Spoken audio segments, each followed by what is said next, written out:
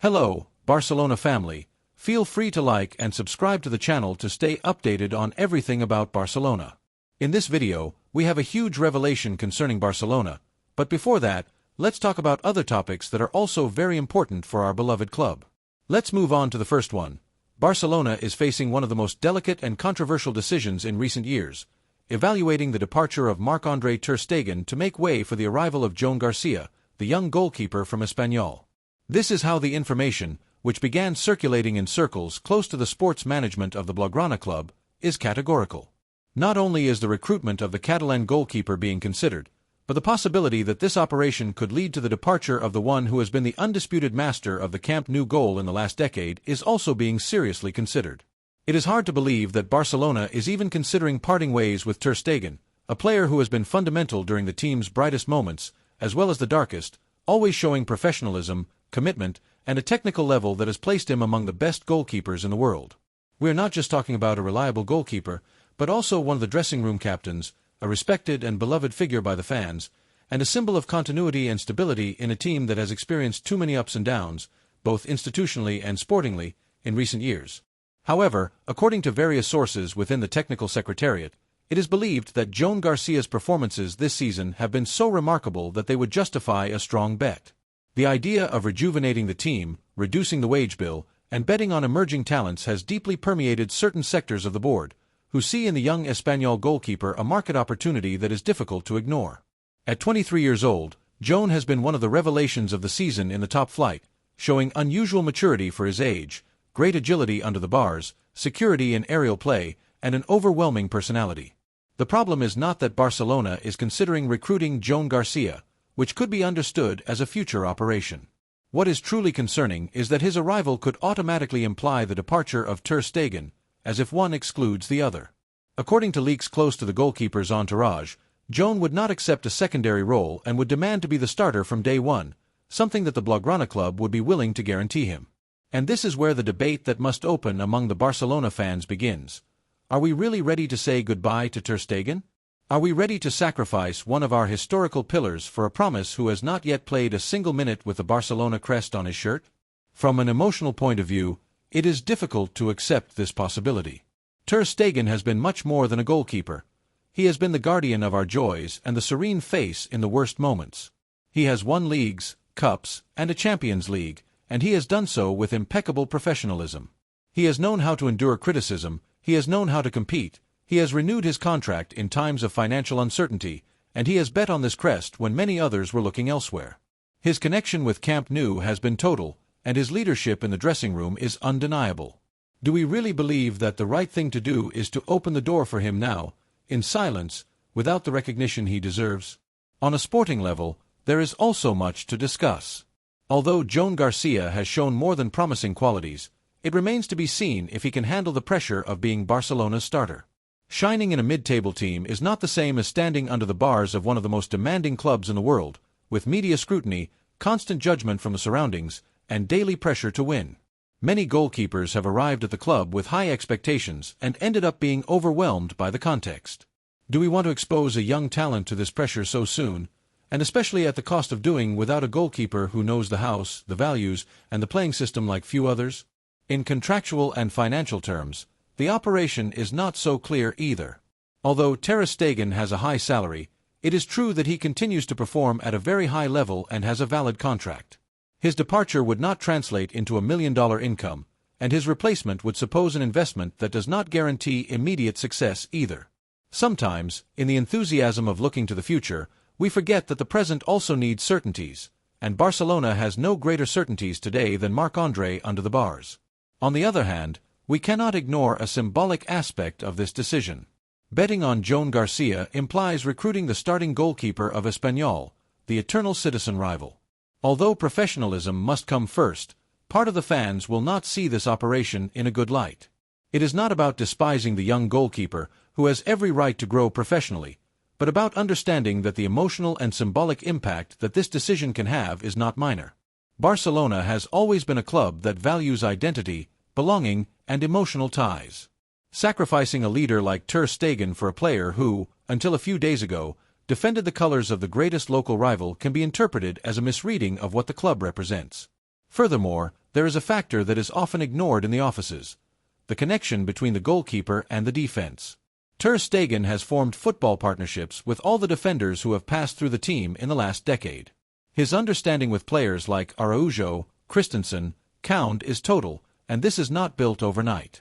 Breaking this chemistry can have direct consequences on collective performance, and this is something that cannot be measured solely with statistics or technical reports. If the club truly believes that Joan Garcia can be part of the future, the logical thing would be to incorporate him as a progressive alternative, allowing him to compete, adapt, and grow alongside a master like Ter Stegen. Or do you see in this move a rushed decision that could be very costly in the medium term? Barcelona, as an institution, has always made decisions with both head and heart. This is one of those cases where both must weigh in. It is not just about recruiting a good goalkeeper, but about understanding what we are leaving behind. It is not just about rejuvenating, but about recognizing what has been built.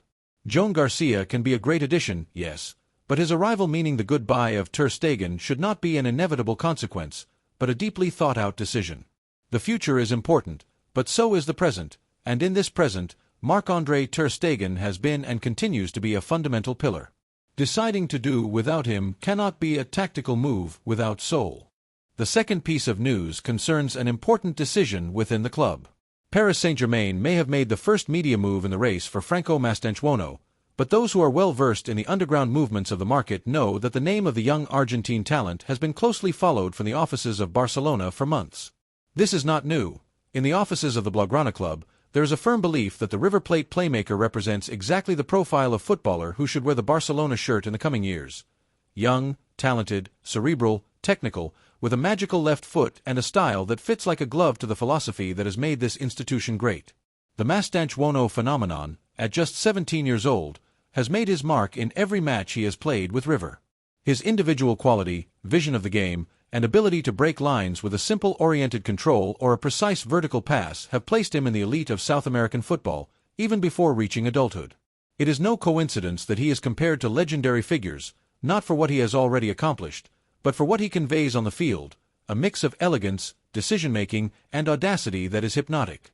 Those who have seen him play know they are facing more than just a promise. At Barcelona, Masterstroke is not just another name on the agenda. He is a priority. Hansi Flick, recently appointed as the first team coach, has given his unreserved approval. The German, with his experience in managing star-studded dressing rooms, knows perfectly how to identify profiles that can make a difference in a big team. In his technical analysis, Franco is much more than a creative playmaker. He is an offensive organizer with a leader's mentality.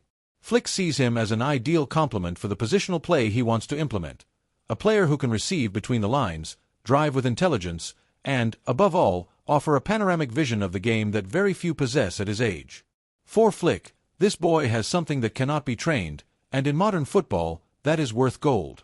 However, despite the technician's real interest and the positive reports from the scouting team, the club has still not made a decisive move, and this passivity is beginning to generate concern, not only among the technical sectors but also among the Barcelona fans, who are increasingly demanding that the club act decisively in the market, especially when opportunities of this caliber arise. If it is known that PSG is ready to pay the release clause without hesitation, €45 million, what is Barcelona waiting for? For them to announce it officially and for us to lose the golden opportunity to bring in a player who embodies all our values? Because yes, Franco Masterstroke is not just a talent. He is a strategic profile in an era where European football seems increasingly dominated by physical strength, extravagant signings, and viral marketing. This boy represents a return to the essential, to the essence, to quality football, to the short pass, to the indoor game, to the pause, to creativity, to the subtle feint. And if there is one place in Europe where this type of player has always been treated like an artist, it is Camp Nou. There is no system more suited to his development than ours, no environment more conducive than that of Barcelona, where technique is valued above all else and where tactical intelligence becomes the main virtue. River Plate, for its part, has been clear. It has no intention of negotiating the clause. It is set at €45 million, but they have also given signs that the player's sporting destination can be a key factor. They do not want to send their jewel just anywhere. It is not just about selling to the highest bidder, but about ensuring that his evolution continues in a respectful and formative environment, where he will not be asked from the first minute to save matches, but where he will be helped to grow. Here, Barcelona has the advantage again, because we know how to work with young people, we know how to accompany them, because it is not just about recruiting for the sake of recruiting, but about building a coherent project. Yet, passivity is still present. Barcelona, which for decades has been synonymous with boldness in the market, today seems trapped in a labyrinth of indecision. We analyze, we debate, we study, but we do not act, and the risk is high, because while we doubt, others advance. While we calculate, others execute. While we dream, others buy. And what is at stake here is not just a player, but a statement of intent. If we let Masterstroke slip away, what message are we sending? That we do not trust in our ability to compete for talent? That we only act when the market forces us to? Barcelona must become the one who sets the pace again, not a follower, but a leader. We cannot afford to see a player with the perfect profile for our idea of football triumph in another team, simply because we did not have the courage to act at the right time. There are times when talent is so obvious that we cannot let it pass, and this is one of those times. The Barcelona fans have the right to demand clarity.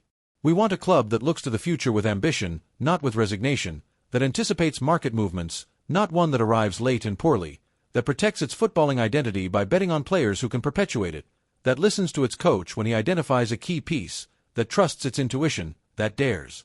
And you, Barcelona fan, what do you think?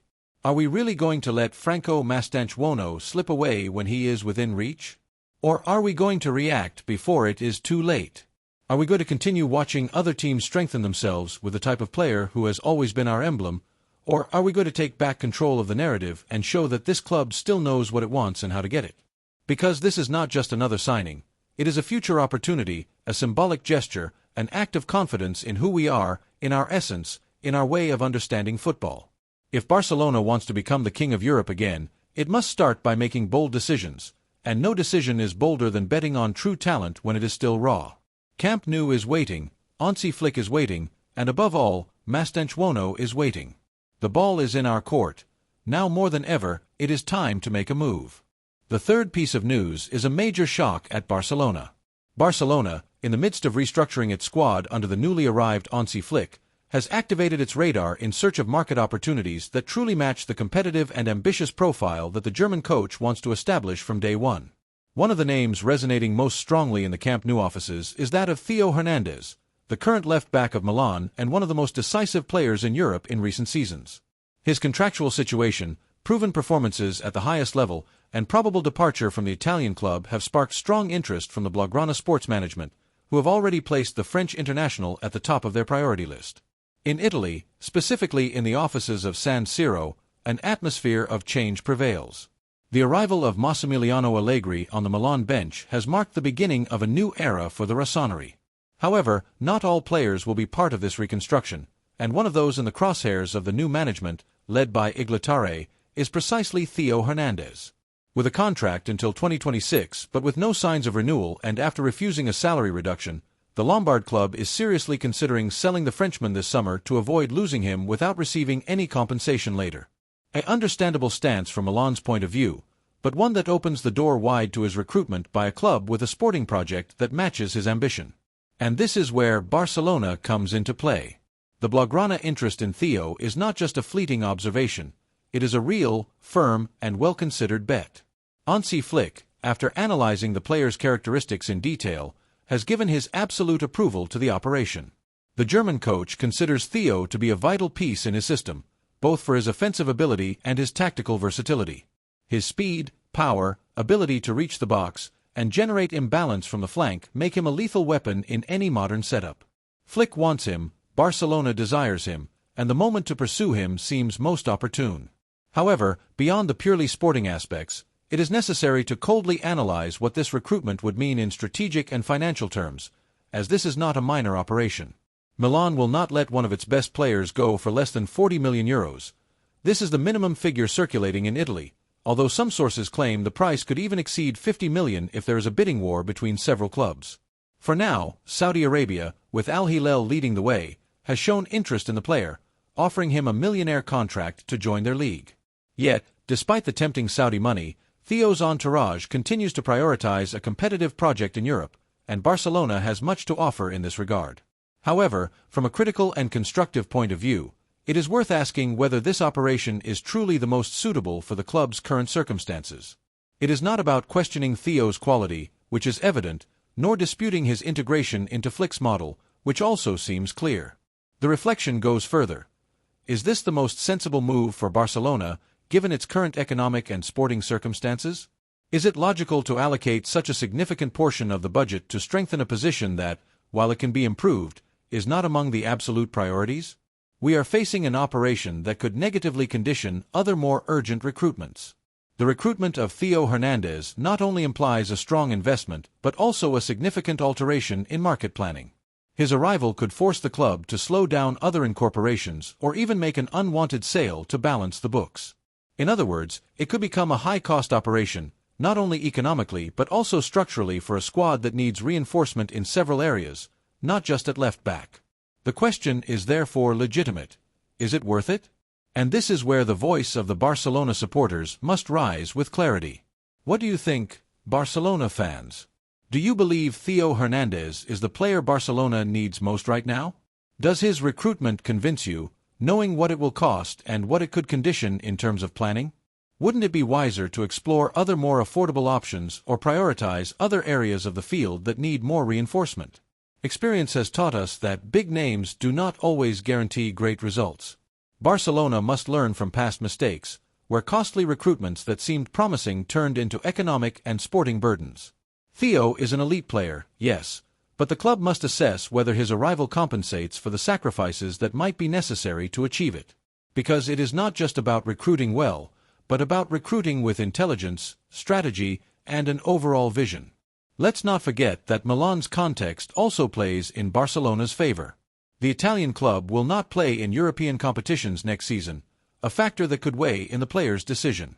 Theo, who is in his sporting prime, wants to continue competing at the highest level, facing the best and fighting for important titles.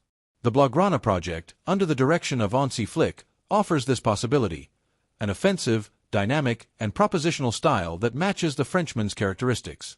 Moreover, the challenge of triumphing in a historic club like Barcelona can be extremely appealing to a player thirsty for glory. Yet, despite all these favorable arguments, this sense of doubt and concern still lingers in the Barcelona atmosphere. This recruitment, exciting for some, may be seen as unnecessary by others. Does Barcelona really have the capacity to carry out such an operation without compromising its financial stability? Is there room to balance the squad if so much is invested in a single player? Are we facing a necessary masterstroke or a risky bet that could cost dearly? The truth is that Theo Hernandez's future is up in the air. His departure from Milan seems increasingly inevitable, and Barcelona is watching very closely, ready to enter the bidding if conditions are favorable. Because beyond media recruitments, what the club needs is to build a solid, balanced, competitive, and sustainable team.